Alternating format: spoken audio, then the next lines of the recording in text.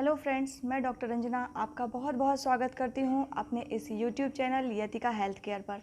तो फ्रेंड्स, जैसे कि आपको मालूम है कि मैंने अपने लास्ट वीडियो में आपसे रूमेटॉइड आर्थराइटिस के बारे में बात की थी और बात की थी इसके होम्योपैथी मेडिसिन के बारे में।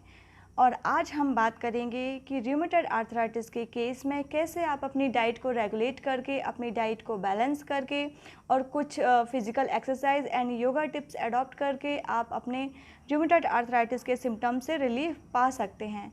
तो फ्रेंड्स, चलिए शुरू करते हैं।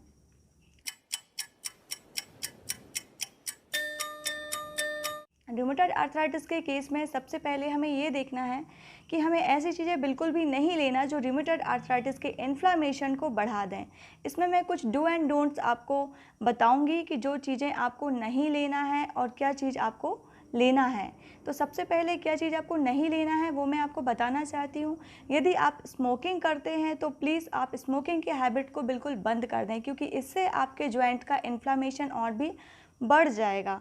सेकंड चीज़, यदि आप अल्कोहल इंटेक करते हैं या आप बहुत लंबे समय से अल्कोहल का सेवन कर रहे हैं तो प्लीज़ इसे भी आपको बंद करना होगा।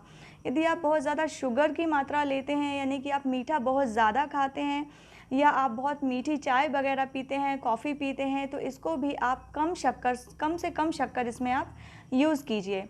फोर्थ चीज़, यदि आप वेजिटेरियन हैं तो आप अपना नॉन वेज जो है बहुत, यदि आप चिकन और मटन लेते हैं, बहुत स्पाइसी फूड लेते हैं, बहुत ऑयली फूड लेते हैं, तो इसको भी आपको कम करना पड़ेगा। यदि इसके अलावा आप नॉन वेज में आप फ़िश ले सकते हैं, वो भी कम मसालेदार या बॉइल्ड फ़िश आप ले सकते हैं। वेजिटेबल्स में आपको बैगन नहीं लेना है, बहुत खट्टी चीज़ें आपको नहीं लेना है, जैसे आप कर्ड वगैरह आप अवॉइड कीजिए लेना, मतलब आप दही ना लें। इसके अलावा जैसे आप क्या क्या चीज़ें ले सकते हैं जो आपके जॉइंट पेन में रिलीफ दे सकती है, वो मैं आपको बताती हूँ।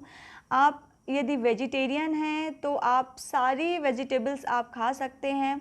स्पेशली आप ब्रोकली अपने खाने में इंक्लूड कीजिए। ब्रोकली का आप सलाद ले सकते हैं, क्योंकि इसमें कैल्शियम की मात्रा, प्रोटीन की मात्रा, vitamin B6, vitamin B C की मात्रा अच्छे तरीके से पाई जाती है, जो आपके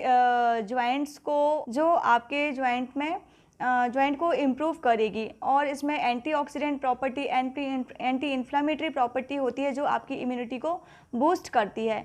और यदि आप मिल्क लेते हैं तो मिल्क के साथ आप हल्दी लें, आप हल्दी वाला दूध पी सकते हैं। हल्दी में एंटी इन्फ्लामेटरी प्रॉपर्टी होती है, वो आपके जॉइंट के इन्फ्लामेशन को कम करेगी। इसके अलावा यदि आप लहसुन खाते हैं, अदरक लेते हैं, काली मिर्च का सेवन करते हैं, इनको आप अपने खाने के साथ भी, खाने में डाल के भी आप इनका उपयोग कर सकते हैं, तो इनमें भी एंटी इन्फ्लामेशन की प्रॉपर्टी होती है और जो आपके जॉइंट पेन को रिलीफ करेगी।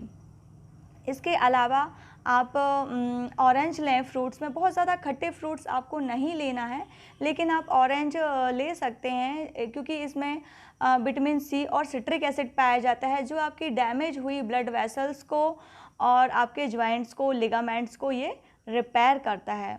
और अब चलते हैं कुछ योगा टिप्स और फिज़िकल एक्सरसाइज की तरफ, जो आपके लिए बहुत ही बेनिफिशियल है। तो फ्रेंड्स, रूमेटॉइड आर्थराइटिस के केस में जैसे कि आपको मालूम है कि जब आप मॉर्निंग में उठते हैं तो जॉइंट में बहुत ज़्यादा स्टिफनेस की प्रॉब्लम होती है, जॉइंट में जकड़न जैसा आप महसूस करते हैं और कुछ मूवमेंट करने पर ये पेन रिलीफ हो जाता है। तो ऐसे तो बहुत सारी एक्सरसाइज हैं जो आप कर सकते हैं, जिससे आपके जॉइंट में स्ट्रेचिंग होगी, आपका सर्कुलेशन अच्छा होगा, जो आपके लिए बेनिफिशियल रहेंगी।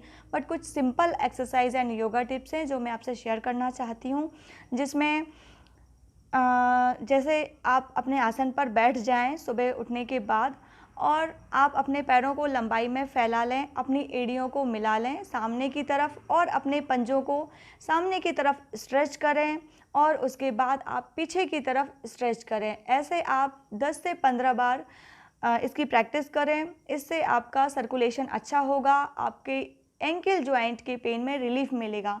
इसके बाद आप अपने पंजों को क्लॉकवाइज और एंटी क्लॉकवाइज 10-10 बार घुमाएं, इससे भी काफ़ी आपको बेनिफिट रहेगा।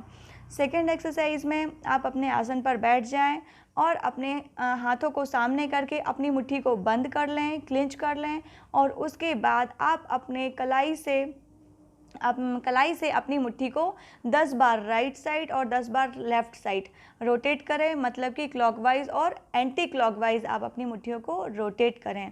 थर्ड एक्सरसाइज में आप अपने जब आसन पर बैठें तो अपने हाथों को अपने साइड से सामने करें और फिर इसको कोहनी से मोड़ के अपने शोल्डर पर रखें और इस शोल्डर जॉइंट को आप अपने कोहनियों को हाथों को सामने की तरफ और पीछे की तरफ घुमाएं।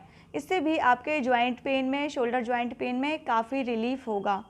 और इसके बाद भी बहुत सारे आसन हैं। आप अपने आसन पर जब बैठें तो आप अपने पैरों को मोड़ के बटरफ्लाई शेप में लें और फिर अपने हथेलियों को अपने पंजों के नीचे रखकर इसको पैरों को मूवमेंट करें। इससे भी आपको बहुत ही बेनिफिट होगा। बाकी बहुत सारी एक्सरसाइज हैं जो आपके लिए बेनिफिशियल हैं और इनसे आपके सर्कुलेशन में इम्प्रूवमेंट होगा। और यदि आप ये हैबिट अपनी मेडिसिन के साथ साथ अपने डाइट रेगुलेशन को और ये योगा टिप्स यदि आप फॉलो करते हैं, एक्सरसाइज को डेली रूटीन में लाते हैं, तो ये आपके लिए बहुत ही बेनिफिट देने वाला है। और यदि आपको ये वीडियो पसंद आया हो तो प्लीज़ इसे लाइक और सब्सक्राइब करना ना भूलिए। Thank you.